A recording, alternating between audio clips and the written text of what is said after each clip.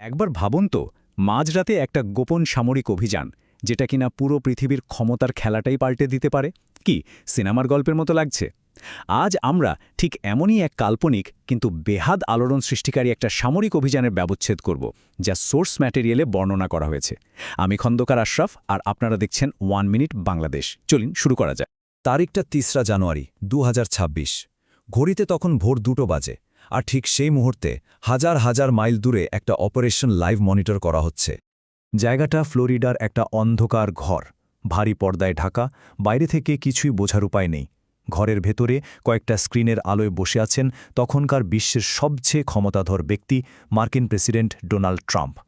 আর তার চোখের সামনে স্ক্রিনে ভেসে ওঠা লক্ষ্যবস্তু আর কেউ নন, ভেনিজুয়েলার প্রেসিডেন্ট নিকোলাস মাদুরো, যিনি সেই মুহূর্তে রাজধানী কারাকাসে নিজের বাড়িতে গভীর ঘুমে আচ্ছন্ন। সামনে কি ঘটতে চলেছে তার বিন্দুমাত্র ধারণাও নেই তার। কয়েক মুহূর্তের মধ্যেই রাডারকে ফাঁকি দিয়ে কয়েকটা আমেরিকান হেলিকপ্টার নিঃশব্দে মাদুরোর বাড়ির ছাদে নেমে আসে। দড়ি বেয়ে ঝড়ের বেগে নামে ডেল্টা ফোর্সের কমান্ডোরা, আর ঢুকে পড়ে একেবারে তার বেডরুমে। ঘটনার পর ফক্স নিউজকে দেওয়া এক সাক্ষাৎকারে ডোনাল্ড ট্রাম্প বলেন, এটা আক্ষরিক অর্থেই টেলিভিশন শো দেখার মতো ছিল। ভাবুন একবার, এই একটা কথাই কিন্তু পুরো অভিযানের উদ্দেশ্য আর এর পেছনের মানসিকতা নিয়ে অনেক বড় প্রশ্ন তুলে দেয়। এই অবিশ্বাস্য মিশনের কোড নেম ছিল অপারেশন অ্যাবসোলিউট রিজলভ। বলতে গেলে আধুনিক ইতিহাসে এটা ছিল সবচেয়ে দুঃসাহসী আর বিতর্কিত একটা সামরিক অপারেশন, যেখানে একটা স্বাধীন দেশের প্রেসিডেন্টকে তার নিজের বাড়ি থেকেই তুলে নিয়ে যাওয়া হয়। অপারেশনটা ছিল একেবারে নিখুঁত। প্রথমে একটা সাইবার অ্যাটাকে পুরো কারাকাস শহর অন্ধকারে ডুবে যায়।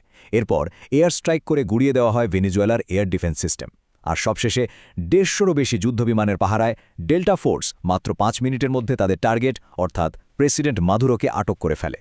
কিন্তু আসল প্রশ্নটা হলো, আমেরিকা কেন এত বড় আর নাটকীয় একটা পদক্ষেপ নিল? এর উত্তরটা কিন্তু লুকিয়ে আছে ক্ষমতা, রাজনীতি আর বিপুল পরিমাণ কালো সোনার এক জটিল খেলায়। দেখুন, এই ঘটনার পেছনে না দুটো আলাদা গল্প আছে। একটা হলো আমেরিকার সরকারি ভাষ্য, যা তারা সারা বিশ্বকে বলেছে, আর অন্যটা হলো সোর্সের দাবি অনুযায়ী এর পেছনের আসল কারণটা তেল। আমেরিকার সরকার তো বলছে এই অভিযানের কারণ হলো মাদক পাচার, কারণ মাদুরোর বিরুদ্ধে নাকি মাদক সন্ত্রাসের মতো গুরুতর অভিযোগ ছিল আমেরিকাতে।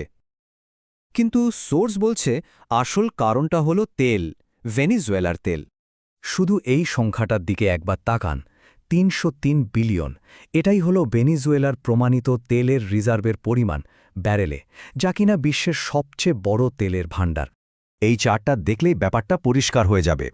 ভেনিজুয়েলার তেলের রিজার্ভ এতটাই বিশাল যে তা সৌদি আরবকেও ছাড়িয়ে গেছে। আর সোর্সের মতে আমেরিকার আসল চোখ ছিল এই বিপুল সম্পদের দিকেই। কিন্তু ভাবলে চলবে না যে এই শত্রুতাটা একদিনে তৈরি হয়েছে। এর পেছনে আছে আমেরিকা আর ভেনিজুয়েলার মধ্যে অবিশ্বাস আর সংঘাতের এক লম্বা ইতিহাস। এই সংঘাতের শুরু আসলে ১৯৯৯ সালে, হুগো শাভেজের ক্ষমতা দখলের পর থেকে। ২০০১ সালে তিনি যখন দেশের তেল শিল্পকে জাতীয়করণ করেন, মানে সব আমেরিকান কোম্পানিকে সেখান থেকে ব্যবসা গুটিয়ে নিতে বলেন, তখন থেকেই সম্পর্কের অবনতি শুরু হয়। আর এরপর তো ব্যর্থ অভ্যুত্থানের চেষ্টা থেকে শুরু করে একের পর এক কঠোর অর্থনৈতিক নিষেধাজ্ঞা, কিছুই বাদ যায়নি। অভিযানের ঠিক পরের দিন ট্রাম্পের এই কথাটা কিন্তু বেশ ইন্টারেস্টিং। তিনি বলছেন, এটা আমেরিকার ইতিহাসের সবচেয়ে বড় চুরি, ওরা আমাদের কাছ থেকে তেল কেড়ে নিয়েছে। মানে ভেনিজুয়েলা যে নিজেদের সম্পদের ওপর অধিকার প্রতিষ্ঠা করেছে, সেটাকে তিনি চুরি বলছেন। সোর্সের মতে এই কথাটাই তেলের উদ্দেশ্যকে আরও স্পষ্ট করে দেয়। আচ্ছা, এত কিছু তো হলো, কিন্তু আইন কি বলে? এই কাল্পনিক অভিযানের কোনো আইনি ভিত্তি কি আদৌ ছিল? আর বাকি বিশ্বই বা এর প্রতিক্রিয়া কিভাবে জানিয়েছিল? সরাসরি যদি জিজ্ঞেস করা হয় এই অভিযানটা কি আইনসম্মত ছিল, সোর্সের মতে এর সোজাসাপটা উত্তর হল একদমই না। সোর্সের বিশ্লেষণ বলছে এই অভিযানটা কয়েকটা বড় বড় আইন ভেঙেছে। প্রথমত, আমেরিকার নিজের সংবিধান অনুযায়ী যুদ্ধ ঘোষণার জন্য কংগ্রেসের অনুমতি লাগে, যেটা এখানে নেওয়াই হয়নি। দ্বিতীয়ত, এটা জাতিসংঘের সনদেরও সরাসরি লঙ্ঘন, কারণ জাতিসংঘ সনদ অনুযায়ী কোনো দেশ অন্য দেশের সার্বভৌমত্বের ওপর হামলা করতে পারে না। যদিও আমেরিকা এটাকে যুদ্ধ না বলে আইন প্রয়োগকারী অভিযান বলার চেষ্টা করেছে, কিন্তু প্রশ্ন হল, আইন প্রয়োগ করতে কি দেশীয় যুদ্ধবিমান আর এয়ার স্ট্রাইকের দরকার হয়? আর হ্যাঁ, যা ধারণা করা হচ্ছিল ঠিক তাই হল। সারা বিশ্বে তোলপাড় শুরু হয়ে গেল।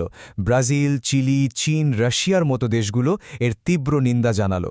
এমনকি জাতিসংঘ পর্যন্ত একে তাদের সনদের লঙ্ঘন বলে ঘোষণা করল। এই ঘটনার ধাক্কাটা কিন্তু শুধু ভেনিজুয়েলার মধ্যেই থেমে থাকেনি। সোর্স যুক্তি দিচ্ছে যে এটা আসলে একটা নতুন এবং আরও বিপজ্জনক বিশ্ব ব্যবস্থার ইঙ্গিত দেয়। সোর্স এখানে একটা ভয়ঙ্কর সম্ভাবনার কথা বলছে, যার নাম এ নিউ ওয়ার্ল্ড অর্ডার, মানে এমন এক বিশ্ব ব্যবস্থা যেখানে শক্তিশালী দেশগুলো মনে করে যে আন্তর্জাতিক আইন বা নিয়মকানুন ওগুলো শুধু দুর্বলদের জন্য, তাদের জন্য কোনো নিয়ম নেই, তারা যা খুশি তাই করতে পারে। এর সবচেয়ে বড় বিপদটা কি জানেন? বিপদটা হলো যদি একটা শক্তিশালী দেশ এভাবে আইন ভেঙে পার পেয়ে যায়, তাহলে অন্য ক্ষমতাধর দেশগুলো, যেমন ধরুন রাশিয়া বা চীন, তারাও তো একই কাজ করতে উৎসাহিত হবে, তাই না? আর এর ফল হবে বিশ্বজুড়ে আরও বেশি অস্থিরশীলতা আর সংঘাত। তাহলে শেষ প্রশ্নটা এটাই দাঁড়ায়, যখন পৃথিবীর সবচেয়ে শক্তিশালী দেশগুলো নিজেরাই নিজেদের জন্য নিয়ম তৈরি করতে শুরু করে, তখন এই বিশ্বের ভবিষ্যৎটা আসলে কি? এই প্রশ্নটাই আমাদের আজকের আলোচনার শেষে এক গভীর ভাবনার জন্ম দেয়। আজকের মতো এখানেই শেষ করছি। ভিডিওটি কেমন লাগলো অবশ্যই কমেন্ট করে জানাবেন, আর চ্যানেলটি সাবস্ক্রাইব না করে থাকলে অবশ্যই করে নেবেন। ধন্যবাদ।